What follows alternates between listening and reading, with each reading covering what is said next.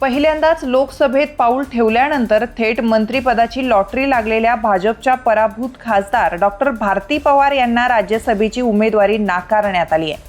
त्यामुळे त्यांचं मागच्या दाराने संसदेत जाण्याचं स्वप्नही भंगलंय। त्यांचं पुनर्वसन कसं केलं जाणार याकडे कार्यकर्त्यांचं लक्ष लागलंय।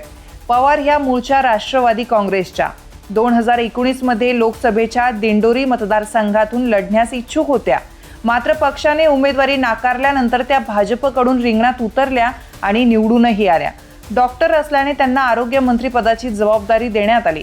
खरं तर ही त्यांच्यासाठी लॉटरीच होती। मंत्रिपदाची झूल अंगावर पांघरून घेतल्यानंतर मात्र त्या भलत्याच हवेत गेल्या। क्षुल्लक कारणावरून अधिकाऱ्यांचा पाणउतारा करणं असो की कार्यकर्त्यांना मान सन्मान देणं असो, यावरून त्यांच्याबद्दलची नाराजीही वाढत गेली। या नाराजीच्या सावटातच त्या 2014 मध्ये पुन्हा निवडणुकीच्या आखाड्यात उतरल्या आणि त्यांना पराभवाचं तोंड पाहावं लागलं। त्यानंतर त्यांचं पुनर्वसन नेमकं कसं केलं जाणार याबाबत तर्कवितर्क लावले जात होते। राज्यसभेच्या 4 जागा रिक्त होत असल्यानं त्यांना मागच्या दारानं पुन्हा खासदार केलं जाईल अशी अटकळ बांधली जात होती। पक्षाच्या कोअर कमिटीनं ज्या 25 जणांची नावं पाठवली होती त्यात त्यांचंही नाव होतं आणि ही अटकळ खरी ठरली।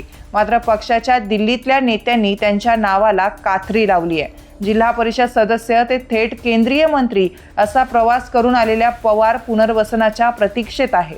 राज्यसभेचा तर विषय संपला, आता पुढे काय हा खरा प्रश्न आहे।